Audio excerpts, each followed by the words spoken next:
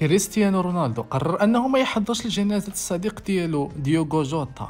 السبب راه غيصدمكم، ماشي تجاهل، ولكن خوفا من انه غادي يخلق البلبلة ويشوش على الجو الحزين اللي كتعيشه البلدة البرتغالية. رونالدو قالها بصمت: ما بغيتش نكون سبب في لفت انظار ديال الناس.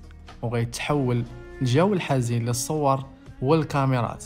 تصرف كيأكد أنه كبير ماشي غير في الكرة، ولكن حتى في المواقف الإنسانية ديالو.